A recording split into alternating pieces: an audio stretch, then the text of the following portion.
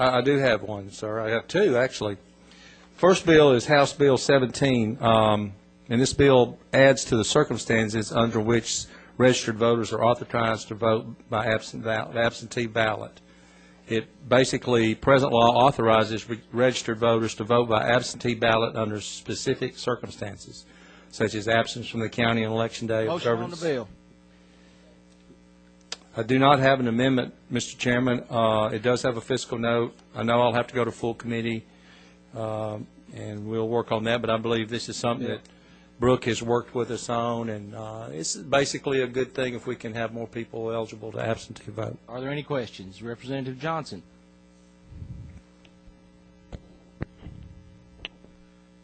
The only question I have, Representative Shepard, is it deletes in Section 3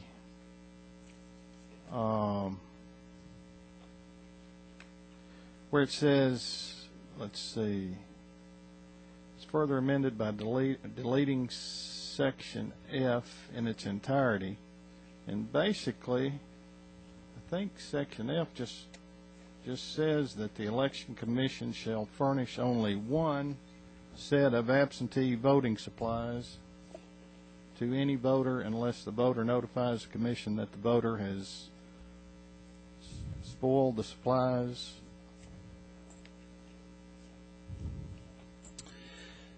It appears to me that they can only furnish one set of absentee voting supplies, and the bill says that would be deleted in its entirety. Mm-hmm. Can we go out of session, Mr. Chairman, and let Mr. Thompson talk about that one issue? Go out of session, Brooke.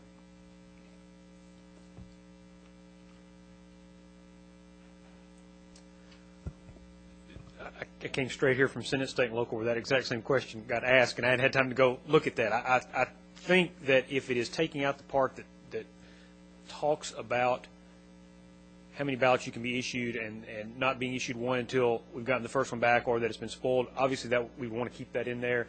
And so I think between now and the full committee, if you pass this out, I'll look and see what that section is doing. But that got brought up in the Senate, and I haven't had a chance to look at that as I need to, but I'll do that certainly. Is that appropriate to you, Representative Johnson? Any other questions for Brooke while we're out of session? Yes, Representative Hensley. Thank you, Mr. Chairman. Now somebody has to have a reason to vote absentee, correct? That is correct. There are certain statutory reasons that allow you to vote absentee by mail, and if you don't meet those, you're not eligible to vote absentee by mail. But this bill just allows anybody that chooses to vote absentee without a reason. That is correct. Do you see that as a problem, as many people doing that, or since we have early voting, generally speaking, people can early vote sometime, and that's cut down on the absentee votes, but that just seems like that was, if somebody doesn't need any reason to absentee vote, we may get a lot more people absentee voting because I would think somebody would need some kind of reason. Well, I think we will see an increase in the number of people that absentee vote. Whether that's a good or bad thing, I think is a policy decision you all have to make. But, I mean, I think we'll see an increase. The parties will be, I think, will push it more, trying to get their people to vote, just like they try to get them to go early vote now. And so the counties will have to be prepared for that. They'll have to have the resources available for absentee counting boards on election day, for the staff that they need to process it. Of course, when somebody just comes and votes, you check their ID, they vote, and that's the end of it. With an absentee ballot, we have to get an application in, send you a ballot, get the ballot back, and every time we do that, we have to check your signature along the way to make sure you are who you say you are. So that takes a little more resources and manpower, and I think that's reflected in the fiscal note. And so, yes, I think there will be some more people needed at the County Election Commission level to do that, and they'll have to determine on a county-by-county basis how many they need to accomplish that. But we will have some more voters voting absentee, obviously. And that will make it so that we don't really know for sure who voted, or we assume that the person does, but when they don't have to come to the polls and vote, then we open it up a little bit more to people that maybe not the person voting, but now people have to be hospitalized or sickness or a nursing home or several, or they have to be permanently disabled or something like that to vote absentee. There's a whole list of qualifications, correct? That's right. I mean, if you show up to vote, obviously we're putting a name with a face and Right. allowing somebody to vote. In absentee voting, we're not doing that. On the other hand, there is a process now for absentee voting. We have people Right. who vote absentee, Right. and it's not that we don't know who they are. I mean, they send in an application to vote absentee. We check the signature before we send them a ballot. We send them a ballot. They send it back. We check the signature on that ballot stub before we detach it and count the ballot. So there is a confirmation going on about who somebody is before they're allowed to vote absentee. Okay. Thank you. Thank you, Mr. Chairman. Representative Jones. Mr. Thompson, since we're going to open it up, like you said, right now there are certain restrictions in which they have to adhere to. And if we're going to open it up, I think we need safeguards in there at least to have someone to identify the signature, either be it by, what was the term I used? Notary.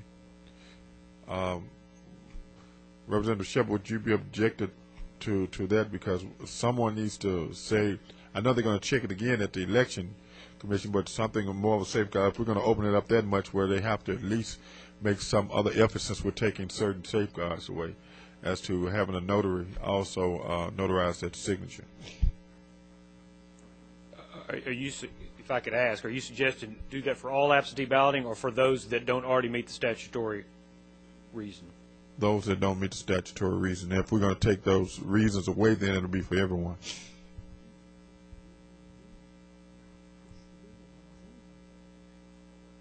Yeah, I'm not sure, Chairman, how to answer that, to be honest with you. I'm not trying to create the possibility of more illegal voting, as you know.